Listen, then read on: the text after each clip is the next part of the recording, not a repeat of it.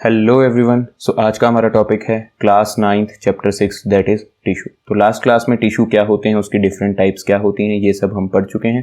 तो चलिए आगे शुरू करते हैं। सबसे पहले पढ़ेंगे एपिडर्मिस क्या होता है। जो आउटर मोस्ट लेयर है किसी भी सेल की that is known as epidermis. क्या कहलाती है? एपिडर्मिस कहलाती है। पूरे प्लांट को एंटायरली कवर करने का काम करती है एपिडर्मिस। ये एक थिन लेयर है जो सिंगल सेल से बनी है, लेकिन ऐसी प्लेसेस जहां पर पानी कम होता है वहां पर एपिडर्मिस जो प्लांट के अंदर प्रेजेंट है वो थिक हो जाती है, मोटी हो जाती है, ताकि जो वाटर लॉस है उसको क्या किया जा सके, अवॉइड किया जा सके। इसीलिए वो थिन जो एपिडर्मिस है वो थिक हो जाती है। द सेल्स आर फ्लैट, इसके जो सेल्स हैं वो फ्लैट हैं, and they have no intercellular spaces between them. इनके सेल्स के बीच में जो स्पेस होती है वो बिल्कुल नहीं है। जो आउटर वॉल हैं एपिडर्मिस सेल की वो थिक हैं और जो इनर वॉल्स हैं वो थिन होती हैं। जो एपिडर्मल सेल है often have long hair like structures in root which facilitate the absorption of water. तो जो एपिडर्मल सेल रूट में प्रेजेंट हैं उनके ऊपर हेयर लाइक स्ट्रक्चर्स होते हैं ताकि वो सरफेस एरिया को इंक्रीज करें, ताकि ज़्यादा से ज़्यादा वाटर की एब्जॉर्प्शन हो सके। जो मेन फंक्शन है एपिडर्मिस का is to protect the plant from fungus, water loss and any injury by secreting a wax like water resistant substance called the cuticle. क्या करता है जी? एक wax like water resistance, water को repel करने वाला water resistance wax like substance जिसको cuticle कहा जाता है वो सिक्रीट करता है ताकि वो प्लांट को प्रोटेक्ट कर सके फंगस से, वाटर लॉस से और किसी भी इंजरी से। डायग्राम देख लीजिए एक बार एपिडर्मिस का। ये अपर एपिडर्मिस है जिसको थिक बताया गया था। फिर लोअर एपिडर्मिस है जो क्या होती है, नेचर में थिन होती है। इसी के ऊपर क्या प्रेजेंट है जी? आपके स्टोमा दिखाई दे रहा होगा जहां से एक्सचेंज ऑफ गैसेस होती है। बीच में मेसोफिल है, पेरेन्काइमा से बने हैं, देख सकते हैं आप इसके अंदर। स्टोमेटा क्या होते हैं? अभी देखा हमने लोअर एपिडर्मिस पे स्टोमेटा प्रेजेंट थे। स्टोमेटा होते हैं पोर्स लाइक स्ट्रक्चर जो लीफ की एपिडर्मिस में प्रेजेंट होते हैं, उस लेयर में प्रेजेंट होते हैं। इन पोर्स के थ्रू ही क्या होता है, एक्सचेंज ऑफ गैसेस होती हैं और साथ में ट्रांसपिरेशन होती है। ट्रांसपिरेशन क्या होती है उसको डिटेल में देखेंगे। एक्सचेंज ऑफ गैसेस मतलब कार्बन डाइऑक्साइड लेते हैं प्लांट्स फोटोसिंथेसिस के लिए और ऑक्सीजन छोड़ते हैं, तो वो जो एक्सचेंज ऑफ गैसेस है वो किसके थ्रू होती है? इन्हीं स्टोमेटल पोर्स के थ्रू होती है। जो ये पोर्स हैं, पोर्स क्या होता है, छेद होता है, ये गार्डेड होते हैं गार्ड सेल्स के द्वारा। ऐसे बीन शेप्ड क्या होते हैं, दो गार्ड सेल प्रेजेंट होते हैं। The pores are enclosed by two cells that have a similar shape of a kidney. Kidney जैसी शेप होती है, इनको गार्ड सेल्स कहा जाता है। Guard cells are modified epidermal cell. Guard cells भी किससे बने हैं? एपिडर्मल सेल से ही बने हैं जो थोड़े से मॉडिफाई हो गए हैं। सो ट्रांसपिरेशन क्या होता है? अभी दो फंक्शन पढ़े, एक तो एक्सचेंज ऑफ गैसेस में मदद करते हैं स्टोमेटा, दूसरा ट्रांसपिरेशन। जो वाटर का लॉस होता है, हमको पता है कि फोटोसिंथेसिस होगी, तो जब वो एक्सचेंज ऑफ गैसेस करेगा स्टोमेटा को ओपन करके, तो इस दौरान जो सूरज की गर्मी पड़ रही है उससे जो वाटर लॉस होगा इन स्टोमेटा से उसको ट्रांसपिरेशन कहते हैं। The plant cells when sometimes have extra water they lose it in the form of water vapors that evaporates through stomata। तो अगर प्लांट्स के अंदर कई बार ज़्यादा पानी हो तब भी वो इनको किसके थ्रू रिमूव करते हैं? स्टोमेटा के through by the process of transpiration remove करते हैं। अदरवाइज जब जो सूरज है, सूरज की गर्मी से ये वाटर इवेपोरेट हो जाता है, कब? जब ये स्टोमेटा गैसियस एक्सचेंज करने की कोशिश करते हैं तब इनमें से वाटर इवेपोरेट हो जाता है और जो वाटर का लॉस है उसको ट्रांसपिरेशन कहा जाता है।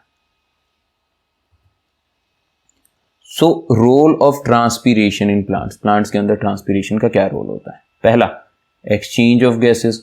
जो प्लांट हैं एब्जॉर्ब करते हैं कार्बन डाइऑक्साइड और रिलीज करते हैं ऑक्सीजन थ्रू ट्रांसपिरेशन, ट्रांसपिरेशन के जरिए।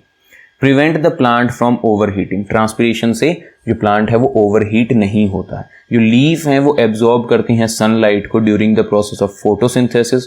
फोटोसिंथेसिस के दौरान क्या करती हैं? सनलाइट को एब्जॉर्ब करती हैं। Some of it is used in the photosynthesis process while the rest is radiated as heat energy. कुछ तो यूज हो जाता है फोटोसिंथेसिस के अंदर और कुछ उसके द्वारा छोड़ दिया जाता है in the form of radiation. We know that absorption of water causes cooling of the surrounding area. हमें पता है कि जो एब्जॉर्प्शन हो रही है वाटर की, और साथ में हमने पढ़ा था evaporation is a phenomena first chapter में क्लास 9th के।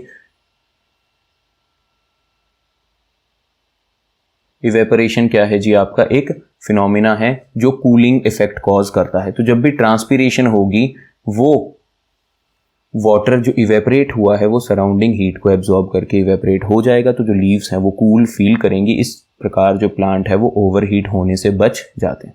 Transportation of food and water in plant, जो ट्रांसपीरेशन है, जब ट्रांसपीरेशन होती है तो वाटर जब इवेपोरेट होता है तो वो पीछे एक सक्शन पुल क्रिएट करता है, खींचता है पीछे से पानी को, जिसकी वजह से जो वाटर है वो रूट से प्लांट्स की टॉप मोस्ट हाइट तक पहुंच जाता है। क्योंकि ऊपर जब ट्रांसपीरेशन हुआ, जो वाटर इवेपोरेट हुआ, उसकी वजह से वहां पे सक्शन क्रिएट हुआ। सक्शन क्रिएट होने से पानी जो है वो ज्यादा हाइट तक पहुंच जाता है। So this is how water and minerals are transported in the plants with the help of transpirational pull. As plant lose water in the form of water vapor, the density of water in the leaves become low, so the water from the higher density area such as root moves up to the lower density area through a force called transpirational pull। तो suction create किया जिसकी वजह से पानी ऊपर तक चला गया। तो जो रूट हैं प्लांट की वो एब्जॉर्ब करते हैं मिनरल एंड वाटर जो सॉइल के अंदर प्रेजेंट है, वो भी सेम इसी ट्रांसपीरेशनल पुल की सहायता से ऊपर तक ट्रांसपोर्ट कर दिए जाते हैं। So which gas is necessary for the process of photosynthesis? सबको पता है कि carbon dioxide gas is necessary for the process of photosynthesis। Plant इस कार्बन डाइऑक्साइड को यूज करते हैं along with water and in the presence of sunlight to produce glucose in the process of photosynthesis। Carbon dioxide, water in the presence of sunlight and chlorophyll, they form your glucose plus oxygen।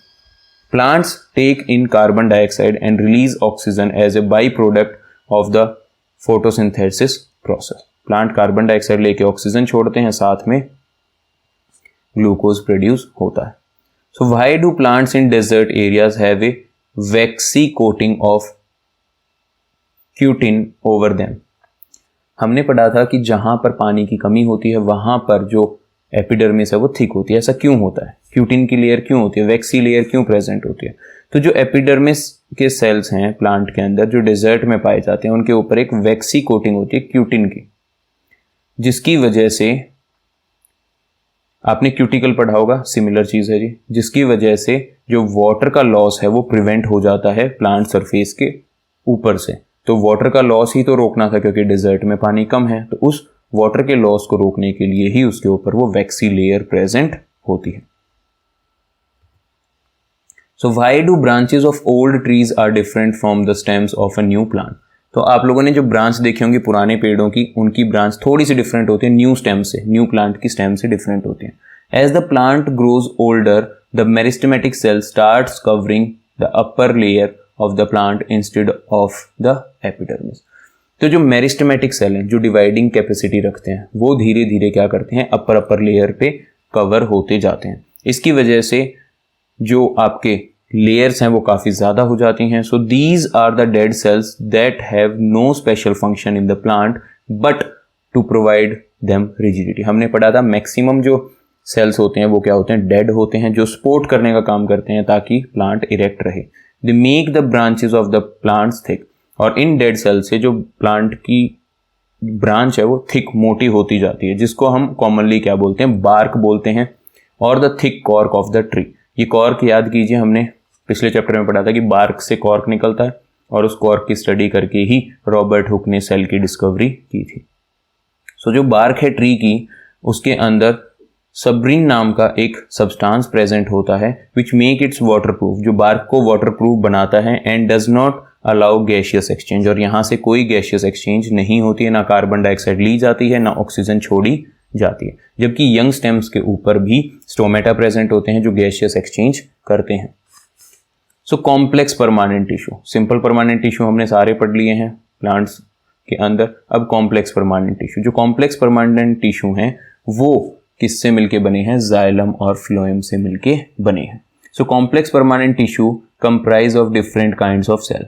These different types of cell coordinate with each other and perform a common function in these tissue। एक common function perform करते हैं तो दो permanent tissue हैं आपके complex permanent tissue, एक है xylem एक है फ्लोएम, और दोनों मिलके क्या कहलाते हैं आपका वेस्कुलर टिश्यू कहलाते हैं। क्या कहलाते हैं? वेस्कुलर टिश्यू, या आपने सुना होगा vascular bundle, xylem and phloem. तो सिमिलैरिटी क्या है जाइलम एंड फ्लोएम के अंदर? Their main function is to carry food and water in the plant. ये फूड और वाटर को एक जगह से दूसरी जगह ट्रांसपोर्ट करने में मदद करते हैं। They have a vascular bundle which is a conductive tissue in plants that helps them to survive in different environmental condition. इनके पास वेस्कुलर बंडल होता है जो कंडक्टिव टिश्यू होता है, कंडक्ट करता है, चीजों को एक जगह से दूसरी जगह पहुंचाता है, जिसकी वजह से प्लांट एनवायरमेंटल कंडीशंस में सर्वाइव कर पाते हैं। सो जाइलम के बारे में देखते हैं। जाइलम क्या है? Xylem is made up of dead cells. ध्यान देना, डेड सेल से बना है, having a thick cell lining. उसकी जो वॉल है वो भी क्या है? थिक है। इसके अंदर 4 कंपोनेंट्स हैं भाई, ट्रैकिड्स हैं, वेसल्स हैं, पेरेन्काइमा है, फाइबर है। जो ट्रैकिड्स और वेसल हैं they have a broad tubular structure, tube जैसा स्ट्रक्चर है, जिसकी वजह से जो ट्रांसपोर्टेशन है वो इसके अंदर हो सकता है वर्टिकली। तो ये किसको ट्रांसपोर्ट करने में मदद करता है? Xylem transport water and minerals. क्या करते हैं? वाटर और मिनरल्स को ट्रांसपोर्ट करने में मदद करता है जाइलम आपका वर्टिकली। वर्टिकली मतलब सीधा ऊपर की तरफ। जाइरन पेरेन्काइमा स्टोर करता है फूड को और हेल्प करता है transportation of water horizontally in the plant. Plant के अंदर वाटर को ट्रांसपोर्ट करने में मदद करता है। जो फाइबर्स हैं उनका काम होता है सपोर्ट करना ट्रांसपोर्टेशन को। तो ये दोनों बेसिकली सपोर्टिंग होते हैं नेचर में। ट्रैकिड्स और वेसल ट्यूब लाइक स्ट्रक्चर हैं, तो ये ट्रांसपोर्टेशन में हेल्पफुल होता है। इसी प्रकार से जो फ्लोएम है आपका, फ्लोएम किससे बना है? लिविंग सेल से। जाइलम किससे बना था? डेड सेल से। तो ये मूवमेंट को अलाउ करता है फूड की जो लीव्स में प्रिपेयर हुआ है to other parts of the plant. Plant के डिफरेंट पार्ट्स में फूड की ट्रांसपोर्टेशन में कौन मदद करता है? फ्लोएम मदद करता है। इसके अंदर 4 कंपोनेंट हैं, सीव ट्यूब्स हैं, कंपेनियन सेल्स हैं, phloem fibre and phloem parenchyma. तो सीव ट्यूब्स क्या हैं? ब्रॉड शेप्ड सेल्स हैं विद पोरस वॉल। वॉल्स के अंदर क्या है? पोर्स हैं। कंपेनियन सेल फैसिलिटेट करते हैं फंक्शन को सीव ट्यूब्स वाले को, और ये दोनों क्या करते हैं? ट्रांसपोर्टेशन में मदद करते हैं फूड की। जबकि फ्लोएम फाइबर और फ्लोएम पेरेन्काइमा, ये नाम दोनों में सेम है, उसमें भी फाइबर थे, पेरेन्काइमा थे। ये क्या करते हैं? फाइबर का काम होता है फ्लोएम को फ्लेक्सिबिलिटी प्रोवाइड करना, और पेरेन्काइमा का काम क्या होता है? स्टार्च को और प्रोटीन को स्टोर करना। तो ये दोनों सपोर्टिंग होते हैं नेचर में, और ये दोनों कंडक्टिंग होते हैं, कंडक्ट करने में मदद करते हैं ट्रांसपोर्टेशन ऑफ फूड को। And the transportation of food is known as translocation. क्या कहलाता है? ट्रांसलोकेशन कहलाता है, transportation of food in the plants. तो ये फंक्शन थे आपके जाइलम एंड फ्लोएम के। यहाँ पे डिफरेंसेस देख सकते हैं आप, जाइलम है, फ्लोएम है। Made up of dead cells, ये living cells. Cell wall xylem की थिक होती है, फ्लोएम की थिन होती है। जो सेल वॉल मटेरियल है लिग्निन है, ये सेलुलोज की सेल वॉल बनी हुई है। परमिएबिलिटी इम्परमिएबल मतलब मूवमेंट बहुत कम होती है, ये परमिट करता है अंदर बाहर होने के लिए चीज़ों को। साइटोप्लाज्म नहीं होता है, साइटोप्लाज्म की लाइनिंग होती है। ट्रांसपोर्ट करते हैं जाइलम वाटर और मिनरल को, फ्लोएम फूड को करता है। कैरीड टू, वाटर को लीव्स तक लेके जाता है, ये ग्रोइंग पार्ट और स्टोरेज ऑर्गन तक फूड को लेके जाता है। इसके अंदर सिर्फ अपवर्ड डायरेक्शन में चीजें मूव करती हैं जाइलम के अंदर, क्योंकि रूट पानी ले रहा है और लीव्स ऊपर है, तो हमेशा अपवर्ड मूवमेंट होती है। इसमें बाई डायरेक्शनल होता है, नीचे भी जा सकता है और ऊपर भी सब्सटेंस मूव कर सकता है। टिश्यू के अंदर फाइबर्स हैं, कंपेनियन सेल्स हैं। ये सब क्या थे जी? इनके डिफरेंसेस थे। So that's all for this lecture. Next topic in next video. Thank you very much. Take care. God bless you.